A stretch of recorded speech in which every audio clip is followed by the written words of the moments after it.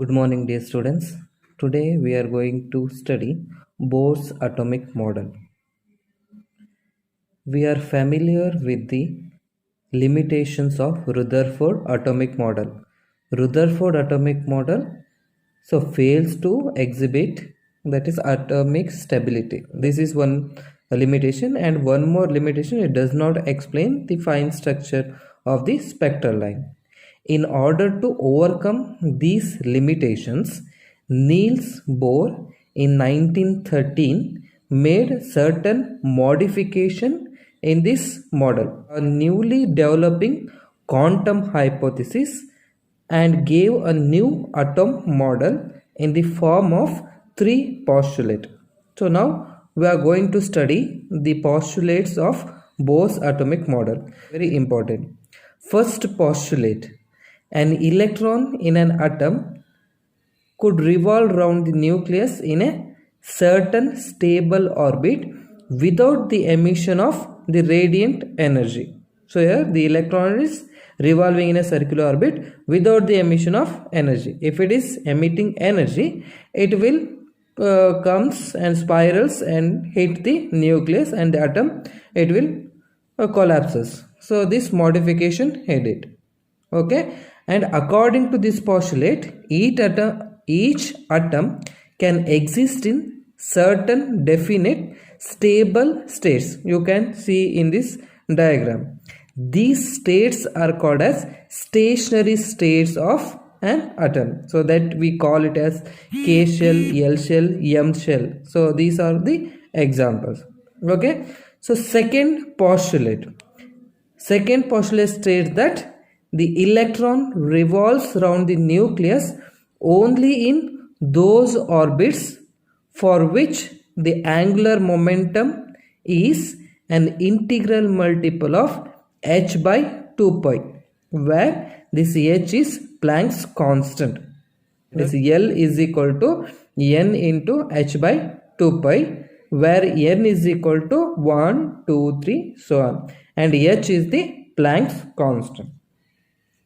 So now third postulate: the electron, it will emit the energy when it jumps from higher orbit to the lower orbit.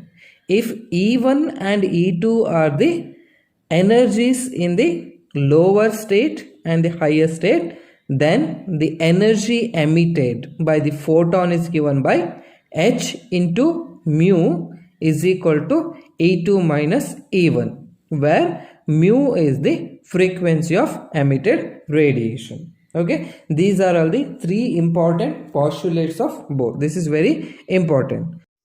So radius of the electron orbit by using Bohr's postulate. So here first let us draw one hydrogen atom. This hydrogen atom consists of the central nucleus. The charge on the central nucleus is plus Ze. Let the electron is revolving around this nucleus. That R is the radius of this electron orbit, and let V is the velocity, that is orbital velocity. Let us consider hydrogen atom. This is the nucleus. The charge on the nucleus is plus Z. R is the radius of this electron orbit. This is electron orbit. Electron orbit. Here E is the electron. It is revolving. The orbital velocity is given by, that is, V. So you write it as in this figure.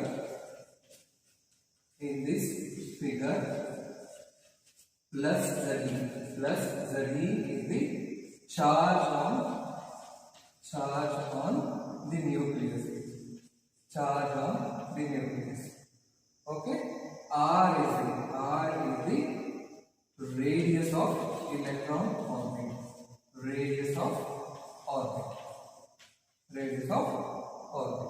And V is the orbital velocity.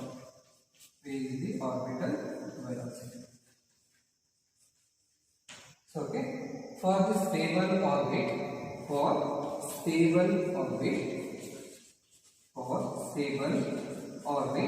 there must be two forces which must be balanced. The force is centripetal force, is equal to electrostatic force. Electrostatic force. Centripetal force is equal to electrostatic force. So what is the expression for centripetal force? Centripetal force is given by mv square divided by r. So is equal to electrostatic force. Electrostatic force nothing but is Coulomb force. F is equal to 1 divided by 4 pi epsilon q1 q2 divided by it is r square. But what is q1? q1 is equal to plus ze. q2 is equal to it is a. Okay, charge on the electron substitute.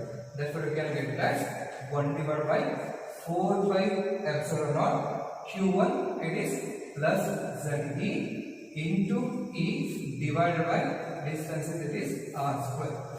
So okay, 1 r it will get cancelled. So cancel this r and transfer this r to this side. Then what you will get? You will get this implies mv square r is equal to this r from this side. Mv square r is equal to here it will be plus ze into e ze square divided by 4 by epsilon. Okay, take it as equation number 1. So for stable orbit, centripetal force is equal to electrostatic force. Centripetal force is given by mv square divided by r is equal to 1 divided by 4 pi epsilon naught plus ze into e divided by r square. Cancelling one r and moving this r to this left hand side, you are getting mv square is equal to plus ze square divided by 4 pi epsilon naught. Okay, this is first, where m is the mass of the electron and e is the charge of the electron. Okay, now we have to use the Bohr's postulate. In this derivation it is mentioned, we have to use the Bohr's postulate. You have to use here second postulate of Bohr. Second postulate. What is second postulate? States that the angular momentum it is integral multiple of h by 2 pi. Angular momentum is given by L is equal to it is n h divided by 2 pi. Okay, but what is L? L is nothing but L is equal to it is mvr. So this implies, so substitute this n here, mvr is equal to nh divided by it is 2. Okay, now you have to square this equation on both sides. Squaring this equation. Squaring the above equation. So squaring this above equation, we are getting m square b square r square. Right. M square b square r square is equal to, here also you have to square, that is n square h square divided by 2 square is it is 4, therefore it is 4 pi square. Take it as equation number 2. Okay, equation number 2. Now divide equation 2 and equation 1. Divide equation 2 and equation 1. So here equation in my divide. So write m square v square r square.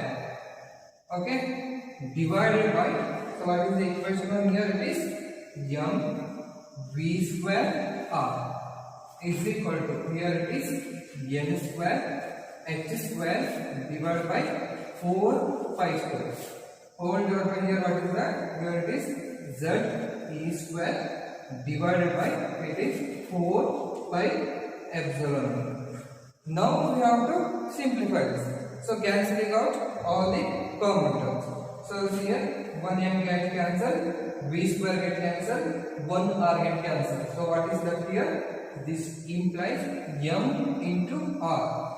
Okay, 1 m cancelled and this 1 r get cancelled, v square is cancelled. Therefore m into r is equal to, here what you can write it as n square h square divided by it is 4 pi square into, take this reciprocal, it will be 4 pi epsilon naught divided by it is z a square. Now we have to cancel all the terms so which are common. So I am going to cancel this. See.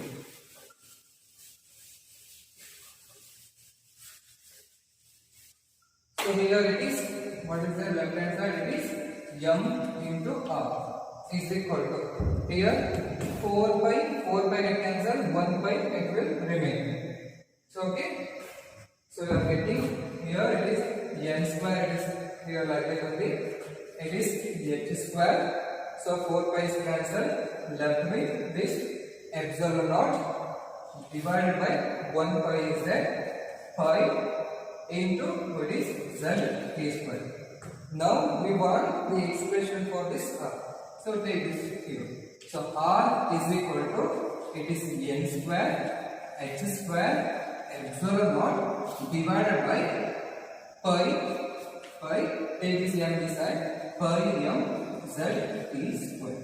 So this is the expression for the radius of the electron in the nth orbit. Right here, r. Rn is equal to n square h square epsilon naught divided by pi m z square, where this h is the Planck's constant and m is the mass of the electron. Okay, so this is the expression for radius of the orbit. For hydrogen atom,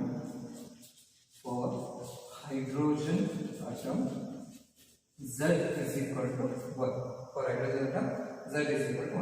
Therefore, we can write it as Rn is equal to, it is n square h square epsilon naught divided by pi m, it is a square. This is the expression for radius of the electron in the hydrogen atom. That is for here. Okay. From this we take it as equation number 3.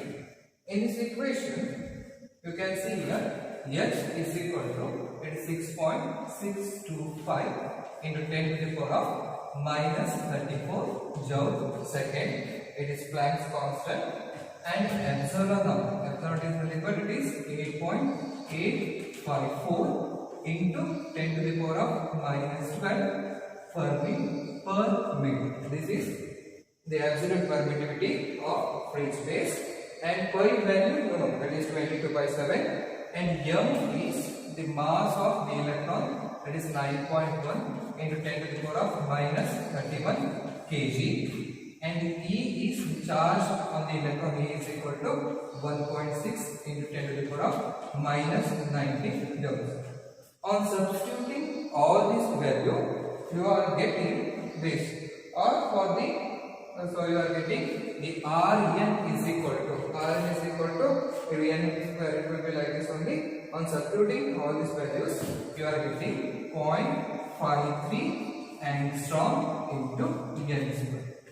So, okay, in general you can write it like this. Okay, Rn is equal to 0.53 angstrom. Substituting all the constant, you are getting this equation. And here n is nothing but it is the orbital number, that is 1, 2, 3, 2.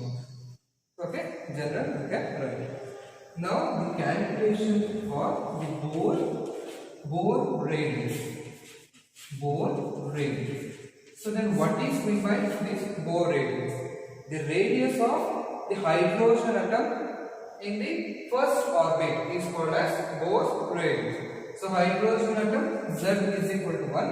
And the first orbit is nothing but n is equal to 1. You have to substitute z is equal to 1 and n is equal to 1. So consider this equation. Here Rn is equal to n square epsilon naught divided by pi m z square. N is equal to 1. You are substituting, and z is equal to 1. And then you will get the equation as, here it will be n square. So this n is equal to 1. Therefore final the Bohr radius is equal to, it will be R is equal to, or R naught is equal to, it will be 0.53 angstrom. The expression for Bohr radius. Bohr radius is nothing but it is the radius of this electron orbit of hydrogen in the first orbit. That is n is equal to 1. Okay, this is the expression for radius. So 3 marks. So it is very important.